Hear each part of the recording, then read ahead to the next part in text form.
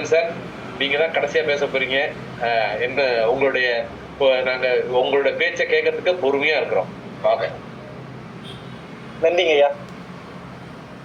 எங்களோடு இன்றைய குடும்பங்கள் குறைந்து வரும் மதிப்புக்கு பொறுமை அப்படிங்கிற தலைப்பில் பேசுவதற்கு ஆவலாக இருந்தாலும் இன்று வாய்ப்பு கிடைக்காததால் எதிரணியில் உட்கார்ந்துள்ள எனதருமை சொந்தங்களே, என்னோடு என்னுடைய அணியில் பொறுமைதான் குறைந்து வருகிறது என்று பேசிக் கொண்டிருக்கும் அன்பு நெஞ்சங்களே, நடுவர் அவர்களே, இதை கேட்டுக்கொண்டிருக்கும் அத்துணை நண்பர்களே, உங்கள் அனைவருக்கும் முதற்கண் இனிய மாலை வணக்கங்கள்.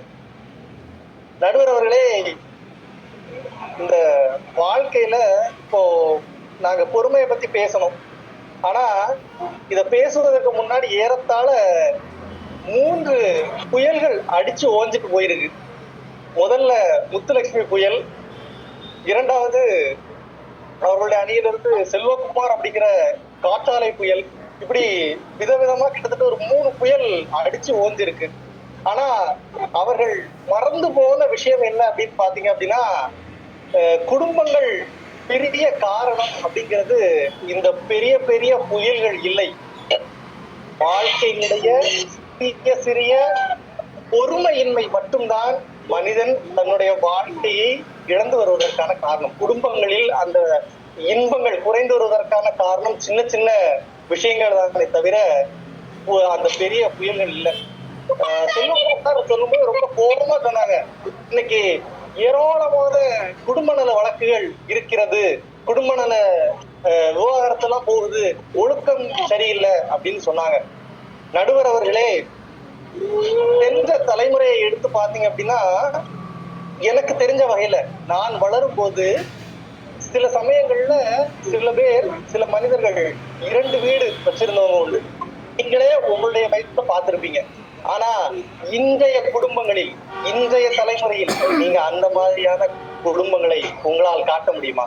அப்படி இருக்கும்போது இன்றைய குடும்பங்கள்ல ஒழுக்கம் குறைந்து வருதுன்னு எப்படி உங்களால சொல்ல முடியும்? இன்றைய குடும்பங்களில் குறைந்து வருகிற மதிப்பு பொறுமையின்மை மட்டும்தான். அதை தேவையில்லாம ஒழுக்கத்தோடு தொடர்பு படுத்த வேண்டிய தேவை இல்லை என்பதுதான் எங்கள் அணியினுடைய மிகப்பெரிய வாதம். அப்புறம் குழந்தைங்க வீட்டுக்குள்ள விட்டா எப்படி இருக்கும், அவங்ககிட்ட நான் டிவியை கொடுக்குறேன், மொபைல கொடுக்குறேன் அப்படிங்கிறீங்க. நடுவர் அவர்களே, குழந்தைங்க செய்யறது அத்தனையுமே சேட்டை தான், அது ஒழுக்க குறைவு கிடையாது. அந்த சேட்டைகளை எல்லாம் நீங்கள் ஒழுக்க குறைவாக எடுத்தீங்க அப்படின்னா அது இந்த குடும்பங்களுடைய மதிப்பாக அது இருக்காது. குழந்தை சேட்டை செய்யும், அது இயல்பு, அதை வளர வளர திருத்திக் கொள்ளும். அதற்கான வாய்ப்புகளை உருவாக்குங்க. நீங்க எல்லாருமே நம்ம எல்லாருமே ரசிச்சு பார்த்த ஒரு திரைப்படம், ராஜா ராணி அப்படின்னு ஒரு திரைப்படம் பார்த்திருப்போம். அந்த திரைப்படத்துல பார்த்துட்டே இருந்தீங்க அப்படின்னா ஒட்டுமொத்தமாக ரெஜினாவும் ஜானும், அதாவது நயன்தாராவும் ஆர்யாவும் சேர்ந்துருவாங்க. சேர்ந்த அப்புறம் அந்த நயன்தாராவை ஆர்யா ஏறத்தாழ அவருடைய காதலை வெளிப்படுத்துவதற்கு பல சூழ்நிலைகள்ல முயற்சி பண்ணுவார். ஆனா அதை கேட்பதற்கான பொறுமை அந்த படம் முழுவதும் ரெஜினாவிடம் இருக்காது. அதே மாதிரிதான் அந்த ரெஜினாவும் தன்னுடைய காதலை எல்லாம் வெளிப்படுத்துவதற்கு முயற்சி செய்வார் ஆர்யாவிடம். ஆனா ஆர்யா கிட்டையும் அதை கேட்பதற்கான பொறுமை அப்படிங்கிறது இருக்காது. சரி, இதெல்லாம் இல்லாம போச்சு, நான் என்னுடைய மனசை உனக்கு ஒரு கிஃப்ட் மூலமா புரிய வைக்கிறேன் அப்படின்னு சொல்லி அந்த கிஃப்டை ரெடி பண்ணி அதை ஆர்யா கிட்ட கொடுத்துருப்பாங்க.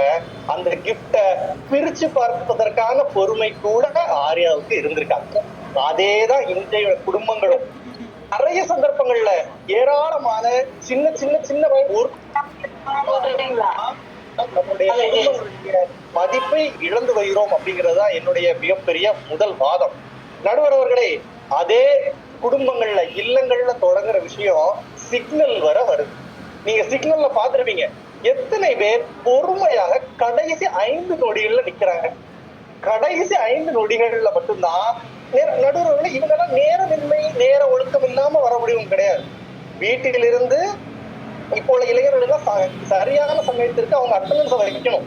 சோ அப்போ அவங்க நேரமா வரதான் செய்யறாங்க, இல்லை என்று முழுவதுமாக மறுக்க முடியாது. ஆனா அந்த கடைசி 5 நொடிகளை பார்க்கும் போது நமக்குள் ஏற்படுகிற அந்த அந்த ஒரு பதட்டம் இருக்கு இல்லையா, அந்த பொறுமையின்மைங்கிற உணர்வு இருக்கு இல்லையா, அதுதான் அந்த உச்சபட்ச அந்த சிக்னல் 5 நொடி பாத்தீங்கன்னா தெரியும், நிக்காம சரன்னு திருக்கிட்டு போறோம் அப்படிங்கறதோட ரீசன் ஒழுக்கமின்மை என்பது அல்ல, அது பொறுமையின்மை அப்படிங்கறத தான் நாங்க சொல்ல வர்றோம்.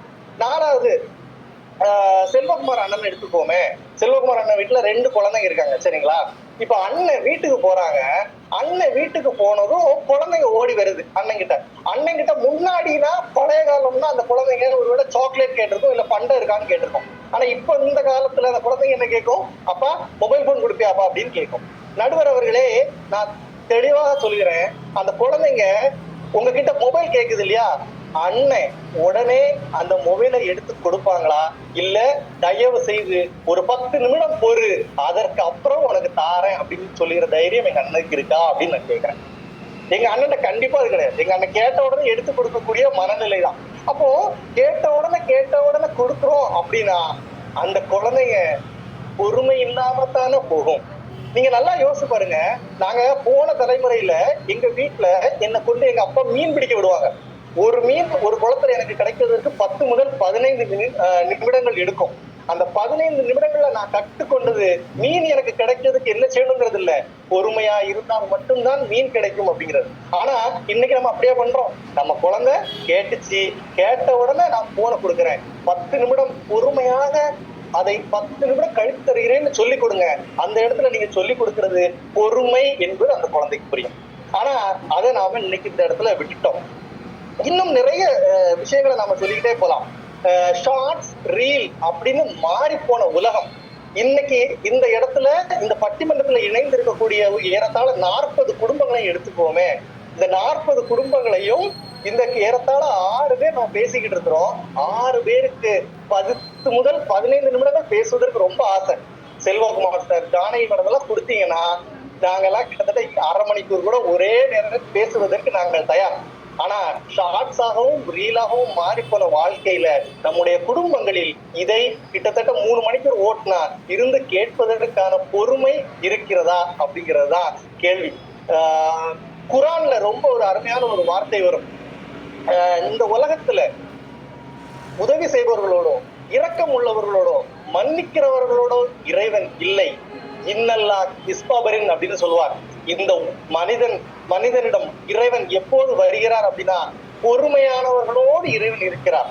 அப்போ எந்த மனுஷன்கிட்ட பொறுமை இருக்குதோ அவன் கிட்டதான் இறைவன் இருக்கிறான் என்பது குரான் சொல்லும் செய்தி. அதையேதான் திருவள்ளுவர் சொல்வார், பொறுத்தல் இறைவதற்கு ஒப்பது அப்படின்பார். பொறுமையா இருந்தா இறைவனும் உங்களோடு இருக்கிறார். அது மட்டும் இல்ல, இன்னும் சொல்றார், அகழ்வாரை தாங்கும் நிகழ் போல நிலம் போல தங்களை இகழ்வார் பொறுத்தல் தலை அப்படிங்கிறார். பொறுமை என்பது பலவீனம் அல்ல, அதுதான் பலம். அந்த பலம் இன்னைக்கு நம்ம குடும்பங்களில் குறைந்து வருகிறது. பொறுத்தார் பூமி ஆழ்வார்னு சொன்னோம் இல்லையா, பூமி அப்படிங்கிறது எங்களுடைய குடும்பம். ஆனா இன்னைக்கு அந்த பூமி, அதாவது என்னுடைய குடும்பத்துல அந்த பொறுமை குறைந்து வருகிறது. ஒருவேளை அது இன்னும் அதிகமாக இருந்ததுன்னா அது என்னுடைய குடும்பத்தை இன்னும் உயர்த்தி கொண்டே இருக்கும். எங்க ஊர்ல கொலோக்கியலா ஒரு வார்த்தை சொல்லுவாங்க, பொறுமை அப்படிங்கிறது எருமையை விட பெருசு அப்படிப்பாங்க. பொறுமை எருமையை விட பெருசு, அது இல்லாட்டி வாழ்க்கை ஆகிவிடும் தரிசு. அததான் நாங்க இன்னைக்கு நிறைவாக பதிவு செய்கிற நினைக்கிறோம். பொறுமையை தயவு செய்து இழந்து வருகிற பெருமையை நாம கடைபிடிப்போம். நம்முடைய குடும்பங்களிலும் அதை இன்னும் மிக சிறப்பாக உயர்த்துவோம். வாய்ப்பளித்த அனைவருக்கும் நன்றி கூறி விடைபெறுகிறேன். நன்றி, வணக்கம்.